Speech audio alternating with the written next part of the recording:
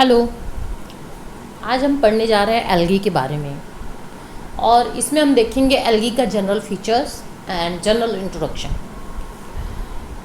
तो सबसे पहले चलिए देखते हैं ये टर्म कहाँ से आया। टर्म आया है एक लैटिन ओरिजिन का ये टर्म है जिसका मतलब जो कि एल्गा है और इसका मतलब होता है seaweeds.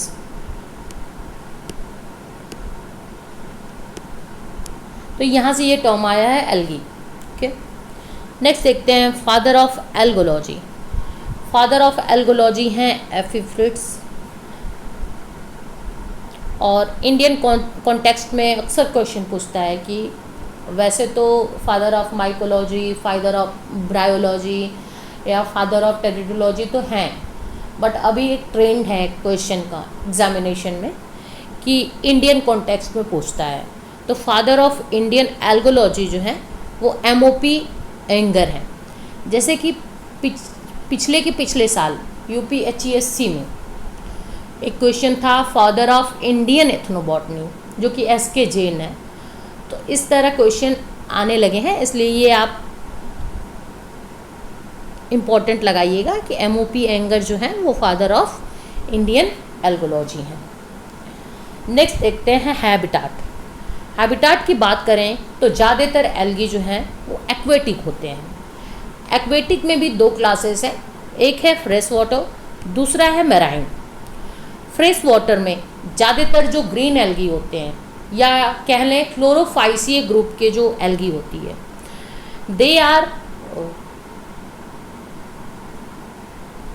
Fresh water like volvox, chlamydomonas, chara, ये सारे क्या हैं? ग्रीन एल्गी के एग्जाम्पल हैं। और नेक्स्ट साइनोबैक्टीरिया। साइनोबैक्टीरिया में जैसे कि नॉस्टक, एनाबीना, ये सारे भी फ्रेश वाटर हैं। तो क्लासेस की अगर बात करेंगे तो क्लासेस में क्लोरोफाइसी, साइनोबैक्टीरिया और बैसिलियोफाइसी, ये तीनों क्लासेस में फ्रेश वाटर एल्गी पाए जाते हैं। नेक्स्ट देखते हैं मेराइन फॉर्म। मेराइन फॉर्म जो जो ब्राउन एंड रेड एल्गी होते हैं, दे आर मोस्टली या कह लें एक्सक्लूसिवली ही मेराइन होते हैं, लाइक सरगासम, पोरफायरा, लैमिनेरिया, ये तीनों ब्राउन एल्गी के एग्जाम्पल हैं।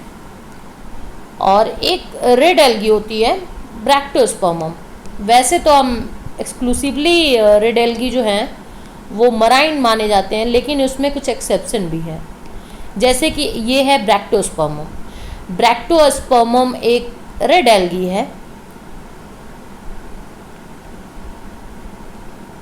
रेड एल्गी होने के बावजूद भी ये फ्रेश वाटर है, फ्रेश वाटर एल्गी है।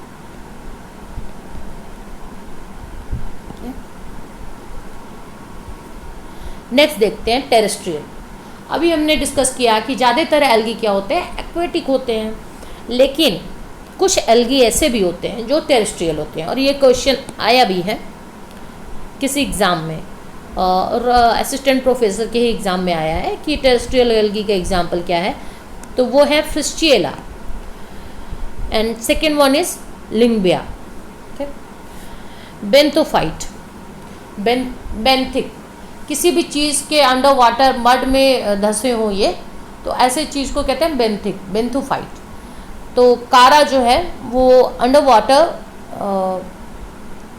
धंसा होता है, अटैच्ड होता है इनटू द मड, इनग्रेव्ड हो जाता है मड में, तो इसको कहते हैं बेंथोफाइट, कारा को। कारा का एक और नाम है, कॉमन नेम स्टोन वॉर्ड भी कहते हैं उसको। एपीफाइट जो कि किसी पेड़ के ऊपर पाए, और ऐसे एल्गी का एग्जाम्पल है उडोगोनियम। एपिजोइक जो कि एनिमल्स के ऊपर पाया जाए, जैसे कि प्रोटोडर्मा है। प्रोटोडर्मा एल्गी जो है पाया जाता है कछुए के पीठ के ऊपर। नेक्स्ट है क्लैडोफोरा। क्लैडोफोरा स्नेल के ऊपर रहता है। तो ये दो एल्गी हैं, एपिजोइक, प्रोटोडर्मा एंड क्लैडोफोरा। पैरासिटिक, ये बड़ा इंपॉर्टेंट है।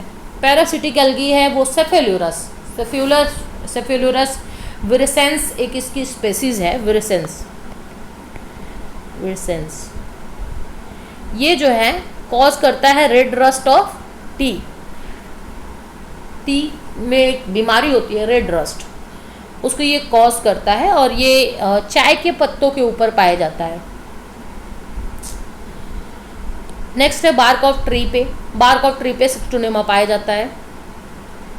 ये हम हैबिटेट के बारे में डिस्कस कर रहे हैं कि एल्गी कहाँ कहाँ पाए जा सकते हैं। ठीक है, नेक्स्ट देखते हैं। तो एक क्रायोफिलस, जो भी क्रायो मतलब स्नो या कोल्ड टेम्परेचर या लो टेम्परेचर आप कह सकते हो। क्रायो प्रिजर्वेशन होता है ना लिक्विड नाइट्रोजन में -198 डिग्री सेल्सियस में, तो वहीं से रिलेटेड है ये term cryo. Cryo means low temperature से रिलेटेड है या कोल्ड से कह सकते हैं। ओके, तो क्रायोफिलस एल्गी में क्लाइमोडोमोनास निवेलिस है जो कि रेड स्नो बनाता है। स्नो जो है कहीं कहीं रेड दिखती है, वो due to this algae known as chlamydomonas nivalis. और ये क्लाइमोडोमोनास आप सब जानते हैं कि ये क्लाइमोडोमोनास एक ग्रीन एल्गी है। ओके, नेक्स्ट है नॉस्टक। नॉस्टक जो है वो एक ब्रायोफाइट में पाया जाता है एंथोसेरस। एंथोसेरस को हॉर्नवॉर्ट भी कहते हैं, हॉर्नवॉर्ट। इसमें म्यूसिलेजिनस सेल होती हैं, उनके अंदर ये नॉस्टक पाया जाता है, नॉस्टक की कैविटी होती है। नेक्स्ट है एनावीना।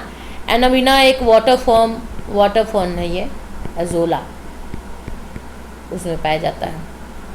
नेक्स्ट देखते हैं, साइज की बात करते हैं हम एल्गी के। एल्गी जो है वेरिएबल साइज फॉर्म में पाए जाते हैं, या तो ये यूनिसेलुलर होंगे या फिर कॉलोनियल होंगे या फिर फिलामेंटस होंगे। अब देखिए यूनिसेलुलर में एक एग्जांपल है क्लाइमोडोमोनास का, और ये बड़ा ही फेमस एग्जांपल है क्लाइमोडोमोनास का कि क्लाइमोडोमोनास जो है वो यूनिसेलुलर मोटाइल एल्गी होते हैं। क्यों? क्योंकि मोटाइल होते हैं, ये मोटाइल एल्गी है। मोटाइल। तो एक और यूनिसेलुलर एल्गी का एग्जाम्पल अगर देखें तो क्लोरेला है। ये भी एक ग्रीन एल्गी है और ये भी क्या है, यूनिसेलुलर है। Although this is non motile, ये नॉन मोटाइल होता है, पर क्लाइमोडोमोनास मोटाइल है, ये नॉन मोटाइल है। कॉलोनियल फॉर्म में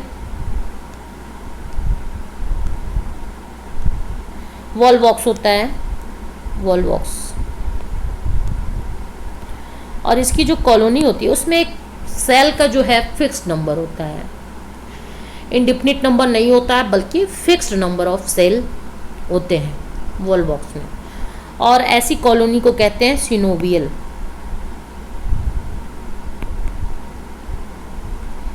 जिस कॉलोनी में एक फिक्स्ड नंबर ऑफ सेल पाया जाए, ऐसी कॉलोनी को कहते हैं सिनोवियल। और कॉलोनियल और भी एल्गी होते हैं लाइक हाइड्रोडिक्टियन एंड पेडियस्ट्रम, लेकिन उनमें जो है सेल का नंबर फिक्स नहीं होता है और उनकी कॉलोनी जो है वो होती है कोकोइट। तो यहाँ पर हम देख सकते हैं, यहाँ स्पेस तो नहीं है, हम देख लें। हाइड्रोडिक्टियन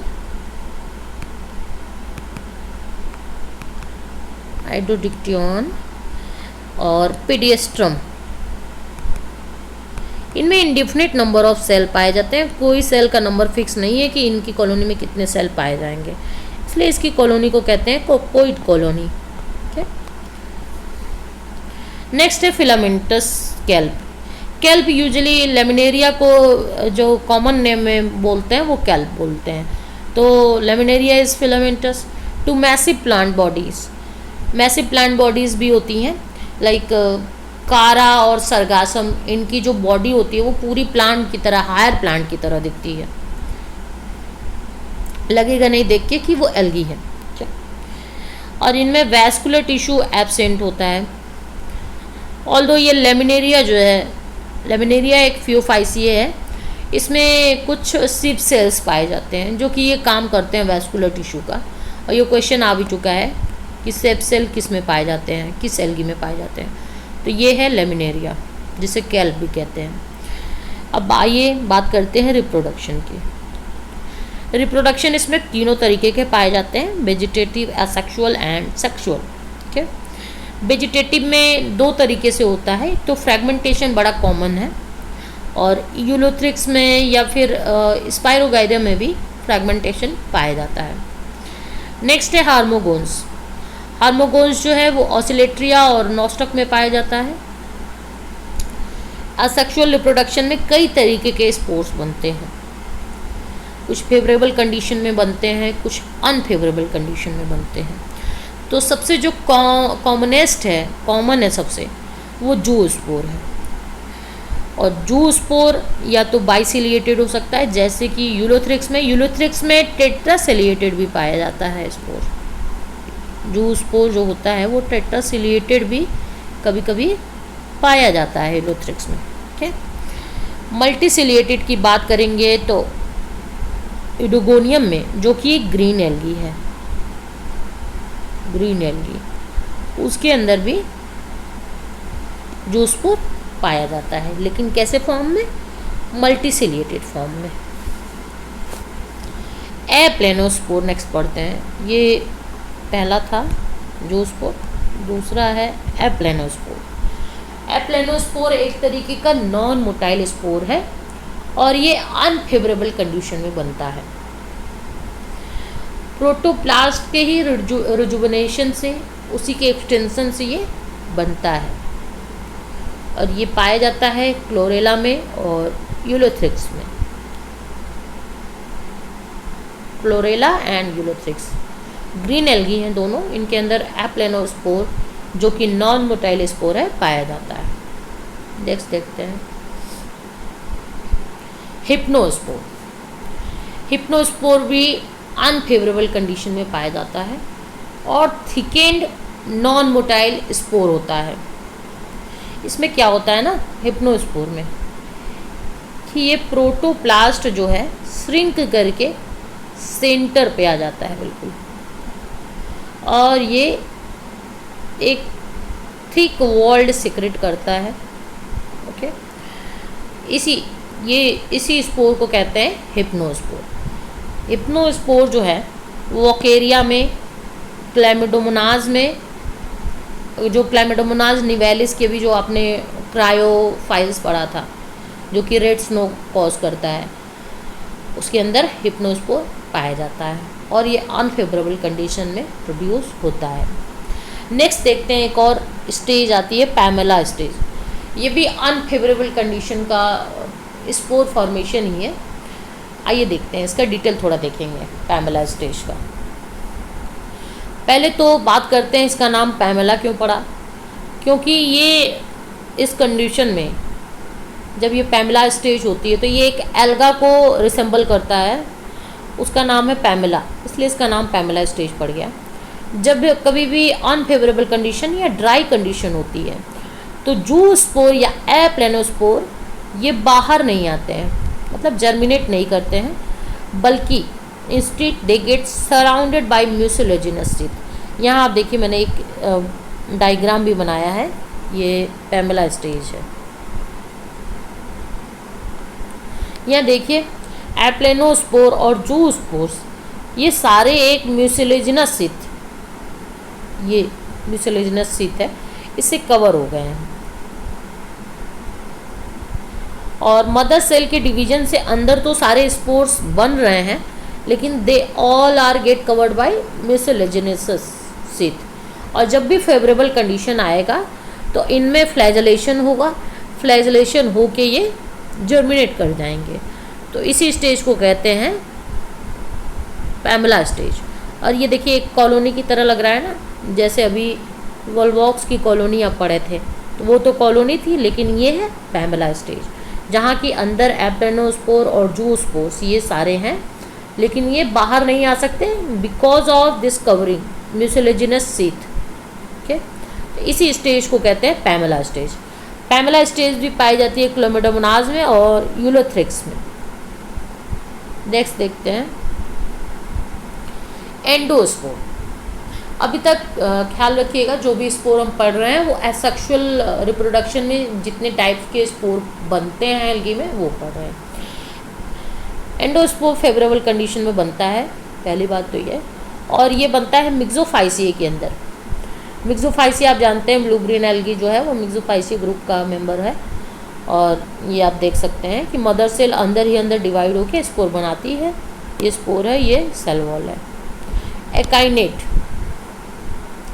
एकाइनेट में क्या होता है कि सारी सेल जो है ये वेजिटेटिव, यूजुअली ये भी जो है साइनोफाइसिए के अंदर हम पढ़ते हैं। साइनोफाइसिए में जो वेजिटेटिव सेल होती है वो अनफेवरेबल कंडीशन के अंदर थिक हो जाती है, और थिक हो के अंदर जो है स्पोर बनते हैं, उसी को कहते हैं एकाइनेट। जैसे कि आप ये देख रहे हैं, एक नॉस्टॉक की स्पेसीज है और ये वेजिटेटिव सेल है, और कहीं कहीं ये सेल जो है थिक हो गई है, अंदर स्पोर भी बना रही है, इसको कहते हैं एकाइनेट। ओके, और ये पाया जाता है नॉस्टिकल्स में और स्टिग्नोमेटल्स में। ओके, नेक्स्ट देखते हैं। अभी तक एसेक्सुअल स्पोर्स की बात हो गई। एसेक्सुअल स्पोर्स थे हिप्नोस्पोर, एप्लानोस्पोर, जूस्पोर, एंडोस्पोर, एकाइनेट, ये सारे क्या थे आपके एसेक्सुअल स्पोर थे। अब हम बात करेंगे सेक्सुअल रिप्रोडक्शन की। सेक्सुअल रिप्रोडक्शन में सबसे पहले तो बात करते हैं कि कितने टाइप की लाइफ साइकिल होती है। लाइफ साइकिल इसमें 3 तरीके की होती है। एक होती है स्पोरिक मियोसिस, दूसरी होती है गैमेटिक मियोसिस, और तीसरी होती है जाइगोटिक मियोसिस। तो मियोसिस होकर, मियोसिस किसके अंदर हो रहा है या मियोसिस होकर क्या बन रहा है, उसके बेसिस पे ये 3 डिवीज़न है। चलिए देखते हैं। सबसे पहले स्पोरिक मियोसिस, ये देखिए डिप्लोहैप्लॉन्टिक लाइफ साइकिल होती है स्पोरिक मियोसिस के अंदर। और आइए इसका डिटेल देखते हैं। जैसे स्पोरेंजिया जो है, स्पोरेंजिया इसमें डिप्लॉयड होती है, और स्पोरेंजिया के अंदर मियोसिस करके स्पोर्स बनते हैं। तो स्पोर्स बन रहे हैं कैसे, मियोसिस करके, इसलिए इसका नाम स्पोरिक मियोसिस है। स्पोर जर्मिनेट करके हैप्लॉइड पेरेंट बनाएंगे। हैप्लॉइड पेरेंट से डायरेक्टली जो है, हैप्लॉइड पेरेंट से डायरेक्टली गैमेट बनेंगे। गैमेट भी एन होते हैं, आप जानते हैं। और 2 तरीके के गैमेट बनेंगे, एक तो मेल और दूसरा फीमेल। ये दोनों आपस में फर्टिलाइजेशन करेंगे, जो भी गैमेट बनेंगे, और वो बनाएंगे जाइगोट। जाइगोट जो है वो होता है 2n यानी डिप्लॉइड, और ये जाइगोट जर्मिनेट होके स्पोरोफाइट, ये नेक्स्ट यही स्पोरेंजिया फिर से वापस से बना देगा। तो ये इसके लाइफ साइकिल है, और इसको कहते हैं डिप्लोहैप्लॉन्टिक। आप देख रहे हैं कि जो मेन प्लांट बॉडी है वो स्पोरोफाइट है, जो कि क्या है, डिप्लॉन्टिक है, और हैप्लॉन्टिक स्टेज में स्पोर्स हैं। ठीक है, तो इसलिए इसका नाम है डिप्लोहैप्लॉन्टिक लाइफ साइकिल। एग्जाम्पल है हेप्टोकार्पस लैमिनेरिया, जो कि फियोफाइसे ग्रुप के हैं, और क्लैडोफोरा। नेक्स्ट देखते हैं गैमेटिक मियोसिस। इसमें जो गैमेट बनते हैं वो मियोसिस से बनेंगे, इसलिए इसका नाम है गैमेटिक मियोसिस। और ये डिप्लॉन्टिक लाइफ साइकिल मानी जाती है, जिसके अंदर गैमेटिक मियोसिस होती है, वो उसके अंदर लाइफ साइकिल जो है वो डिप्लॉन्टिक मानी जाएगी। और क्यों मानी जाएगी, चलिए देखते हैं क्यों। क्योंकि इसके अंदर जो डोमिनेंट फेज है, जो कि स्पोरोफाइट है, वही डोमिनेंट होता है। स्पोरोफाइट आप देख रहे हैं 2n होता है और डोमिनेंट होता है। इसके अंदर गैमेटिक मियोसिस होती है। गैमेटिक मियोसिस मतलब गैमेट बनाने के लिए मियोसिस होगी, तो गैमेट बन जाएंगे हमारे मेल और फीमेल, और फिर इनके अंदर आपस में फर्टिलाइजेशन होकर ये बनाएंगे डिप्लॉइड जाइगोट। और यही डिप्लॉइड जाइगोट, इस जाइगोट के अंदर फिर कोई मियोसिस नहीं होगी, और ये डायरेक्ट कन्वर्ट हो जाएगा स्पोरोफाइट में, जो कि 2n है। इसलिए इसको कहते हैं डिप्लॉन्टिक लाइफ साइकिल। और ऐसी लाइफ साइकिल पाई जाती है डायटम्स में और सरगासम में। नेक्स्ट देखते हैं जाइगोटिक मियोसिस। जाइगोटिक मियोसिस जो है वो होती है हैप्लॉन्टिक लाइफ साइकिल में। और आप यहीं से देखिए कि अगर जाइगोट के अंदर मियोसिस हो जाएगी, तो जाइगोट के अंदर मियोसिस हो जाएगी, तो मियोसिस करके वो हैप्लॉइड स्पोर बनाएंगे और वही जर्मिनेट होकर प्लांट बॉडी बन जाएगी। यानी इनके अंदर जो डोमिनेंट फेज है या कह सकते हैं जो पेरेंट हैं वो हैप्लॉइड बनेंगे। कैसे बनेंगे? हैप्लॉइड। इसलिए ऐसी लाइफ साइकिल को कहते हैं हैप्लॉइडिक लाइफ साइकिल। यहाँ देखिए हैप्लॉइड पेरेंट्स हैं, हैप्लॉइड पेरेंट्स हैं तो ये गैमेट भी हैप्लॉइड बना रहे हैं, मेल और फीमेल बनाते हैं अलग अलग, और ये जाइगोट बनाएगा 2n, और चूँकि इसका नाम है जाइगोटिक मियोसिस, तो जाइगोट के अंदर क्या हो जाएगा? मियोसिस हो जाएगी। मियोसिस होकर ये बनाएगा हैप्लॉइड स्पोर, हैप्लॉइड स्पोर से ये हैप्लॉइड पेरेंट बनेंगे, और यही क्या है? डोमिनेंट फेज है, इसलिए इसको कहते हैं जाइगोटिक। ज़्यादातर जो ग्रीन एल्गी होती हैं उनके अंदर ये हैप्लॉन्टिक लाइफ साइकिल पाई जाती हैं। अब ग्रीन एल्गी के नाम आप नीचे कमेंट बॉक्स में लिख कर बताएंगे कौन कौन से ग्रीन एल्गी हैं। नेक्स्ट देखते हैं, सेक्स ऑर्गन जो है वो नॉन जैकेटेड और यूनिसेलुलर होते हैं। जब आप ब्रायोफाइट पढ़ेंगे, इसके ऊपर के जो भी प्लांट किंगडम में क्लासेस हैं, ब्रायोफाइट, टेरिडोफाइट, एंजियोस्पर्म, तो उनकी जो सेक्स ऑर्गन है दैट इज जैकेटेड। एक स्टेराइल सेल का लेयर जो है, ये मान लीजिए सेक्स ऑर्गन है, जो भी आर्किगोनियम या एंथ्रेडियम, इनके चारों तरफ एक आवरण होता है सिंगल सेल का, सिंगल सेल होती है बिल्कुल। तो ये सिंगल सेल स्टेराइल सेल की लेयर होती है, इसी को जैकेट कहते हैं। लेकिन एल्गी में ऐसा कुछ नहीं होता, ये एब्सेंट होती है। ठीक है, एंड इनका जो ज़्यादातर सेक्स ऑर्गन है यूनिसेलुलर होता है, ऑल्दो एक्सेप्शन आर देयर। कुछ ब्राउन एल्गी जो होते हैं ना, उनके अंदर मल्टीसेलुलर सेक्स ऑर्गन भी होता है, और उनकी प्रत्येक सेल वो फर्टाइल होती है। अगर मल्टी सेलुलर है रिप्रोडक्टिव ऑर्गन या सेक्स ऑर्गन, तो वो उसमें हर एक सेल फर्टाइल होती है, ईच सेल फर्टाइल, और ये होता है फियोफाइसिए में। फियोफाइसिए को याद रखिएगा Gantt of the algal world कहा जाता है। जो सबसे बड़े एल्गी पाए जाते हैं वो फियोफाइसिए ग्रुप के होते हैं। ओके, एक चीज़ और देखते हैं, सेक्सुअल रिप्रोडक्शन 3 तरीके का हो सकता है, आइसोगैमस, एनिसोगैमस और ऊगैमस। अगर गैमेट जो है मेल एंड फीमेल गैमेट के बेसिस पे ये डिस्क्रिप्शन दी गई है, अगर मान लीजिए दोनों गैमेट सिमिलर हैं, 2 गैमेट हैं और सिमिलर हैं, मेल फीमेल तो ऊगैमस में हम डिस्क्राइब करेंगे, लेकिन मान लीजिए अगर 2 गैमेट हैं वो फिजियोलॉजिकली और मॉर्फोलॉजिकली सिमिलर हैं, तो वो कहलाता है आइसोगैमस, उसे कहते हैं हम आइसोगैमस। ये सेम है दोनों, इसको कहेंगे आइसोगैमस। फ्लैजलेटेड ये पाए जाते हैं यूलोथ्रिक्स में, और स्पाइरोगायरा में नॉन फ्लैजलेटेड होता है, लेकिन होता है आइसोगैमस ही। नेक्स्ट है एनिसोगैमस। अगर ये डिसिमिलर है, एक मान लीजिए थोड़ा छोटा है, एक बड़ा है, या एक का शेप अलग है, एक का अलग है, तो ऐसे को कहेंगे एनिसोगैमस, जो गैमेट बनेंगे अगर, और ये पाया जाता है यूडोरिना में। नेक्स्ट देखते हैं ऊगैमस।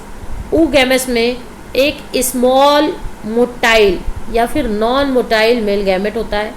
मेल गैमेट आप जानते हैं ह्यूमन बींग के भी केस में, हमारी केस में भी मेल गैमेट क्या होता है? छोटा ही होता है, और ये छोटे होने का भी एक बड़ा ही एनर्जेटिक के हिसाब से छोटा होना ही सही है मेल गैमेट का, because they have to travel. ठीक है, तो और ये जो फीमेल गैमेट होते हैं ये लॉर्ज होते हैं और नॉन मोटाइल होते हैं, नॉन मोटाइल फीमेल गैमेट, और ये पाया जाता है वॉल्वॉक्स, फकस एंड पॉलीसिफोनिया में।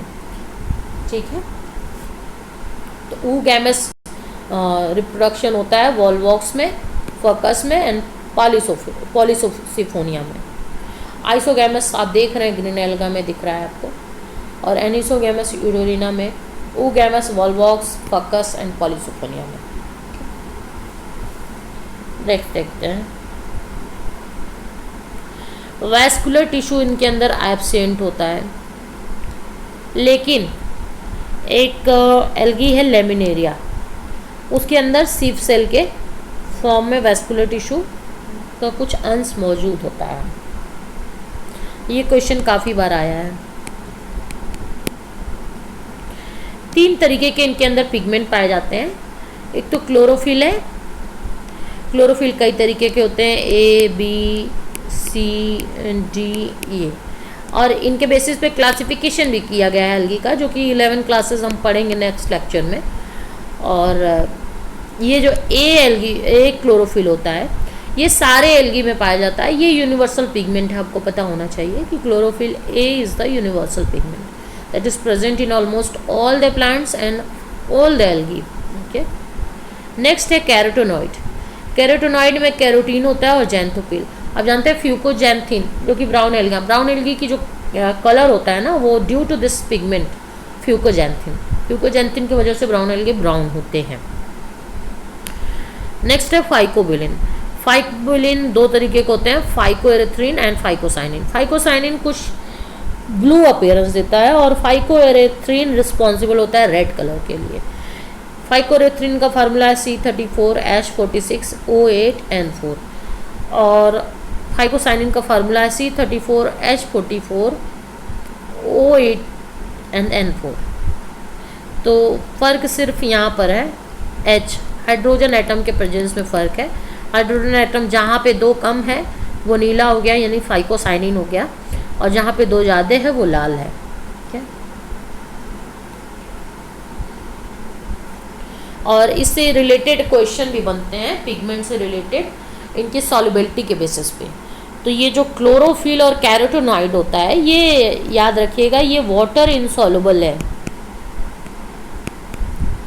वाटर इनसॉल्युबल होता है। कौन कौन से?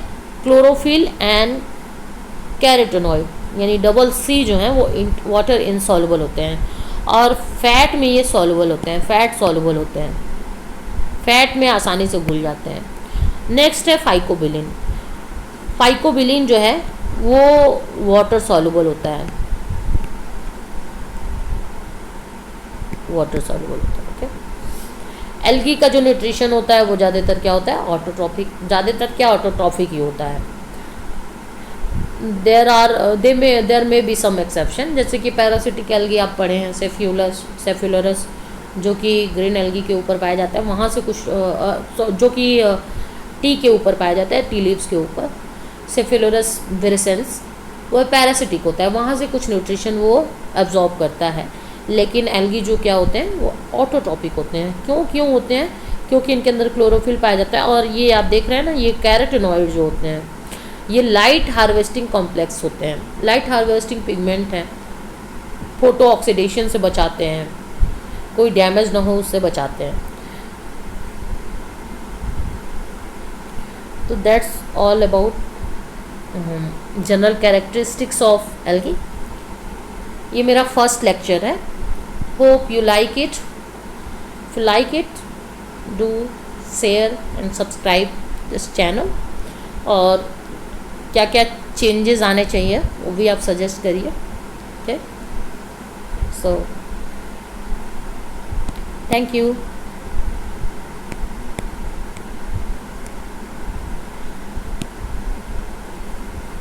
नेक्स्ट हमारा रहेगा टॉपिक क्लासिफिकेशन ऑफ